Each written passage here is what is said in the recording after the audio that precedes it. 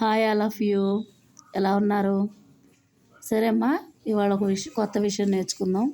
Mohan బాజార్ జాతా high అంటే మోహన్ బజార్కు వెళ్తున్నాడు. Uma ఖానా ఖాతీ high, Uma అన్నం తింటుంది. రాజా విజయవాడ సే ఆతా హై, రాజా విజయవాడ నుంచి వస్తున్నాడు. లడకియా పౌధే లగతీ హై, అమ్మాయిలు మొక్కలు నాటుతున్నారు. లడకా లిఖతా హై, అబ్బాయి రాస్తూ ఉన్నాడు. లడకి ప్రార్థన కర్తీ హై, అమ్మాయి ప్రార్థన చేస్తుంది. మోర్ నాచ్తా హై, నెమలి నాట్యం చేస్తుంది. సరళ గాడి చలాతీ హై, సరళ బండి నడుపుతుంది. Hiran దౌడతా high, lady పరిగెత్తుతుంది. నదీ బహతీ హై, నదులు ప్రవహిస్తున్నాయి. దేవి బాజార్ జాతీ హై, దేవి బజార్కు వెళ్తుంది. చూడండి, ఇక్కడ మోహన్ బజార్ జాతా హై, మోహన్ బజార్కి వెళుతూ ఉన్నాడు.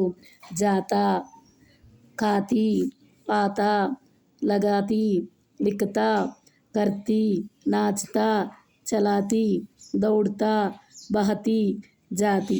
ఇవన్నీ చూడండి, వెళ్ళడం, తినడం, రావడం, నాటడం, రాయడం, చేయడం, నాట్యం చేయడం, నడవడం, పరిగెత్తడం, ప్రవహించడం, వెళ్ళడం. ఇవన్నీ కూడా ఏంటంటే ఒక పనిని తెలియజేయడాన్ని మనకి చూపిస్తుంది.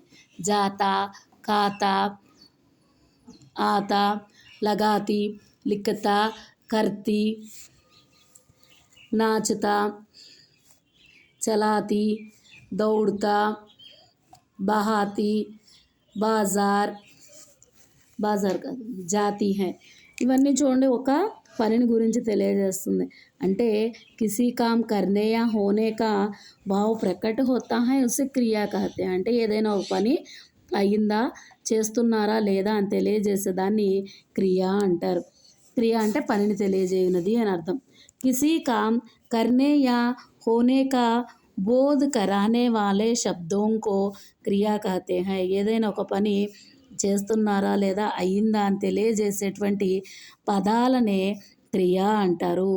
అంటే ఏదైనా ఒక పని, కిసి అంటే ఏదైనా, కామ్ ఒక పని, కర్నేయా హోనే కా భావ్ అయిందా లేదా మొదలవుతుందా అనేటువంటి భావాన్ని తెలియజేసే శబ్దం అంటే ఈ పదాలనే క్రియ అంటారు. క్రియ అంటే పనిని తెలియజేయునది అని అర్థం.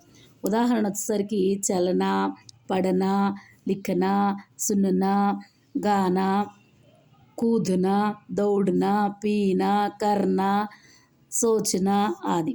చలన అంటే నడవడం, పడన అంటే చదవడం, లిఖనా అంటే రాయడం, సుననా అంటే వినడం, గానా అంటే పాడడం, కూదునా అంటే ఎగరడం, దౌడనా అంటే పరిగెత్తడం, పీనా అంటే తాగడం, కర్ణ అంటే చేయడం, సోచన అంటే ఆలోచించడం. ఇవన్నీ ఏమవుతాయి అంట, క్రియలు అవుతాయి. వాడు మన అడుగుతాడు, దేవి బాజార్ జాతీ హై, ఇస్మే క్రియా క్యా హై అంటే జాతీ హై అని రాయాలి. ఈ క్రియ అనేది రెండు రకాలుగా ఉంటుంది. ఒకటి సకర్మ క్రియ, రెండోది అకర్మ క్రియ. ఇది నెక్స్ట్ వీడియోలో చెప్పుకుందాం. ఇక్కడ ఈ క్రియా పహచానియే అని ఇస్తాడు. కంపల్సరీ 7వ తరగతి నుంచి 10వ తరగతి వరకు ఒక్క బిట్ అనేది ప్రతి ఎగ్జామ్లో గ్యారంటీ. జాగ్రత్త చూసుకోండి చాలా easy topic. Okay, bye all of you, ధన్యవాదాలు.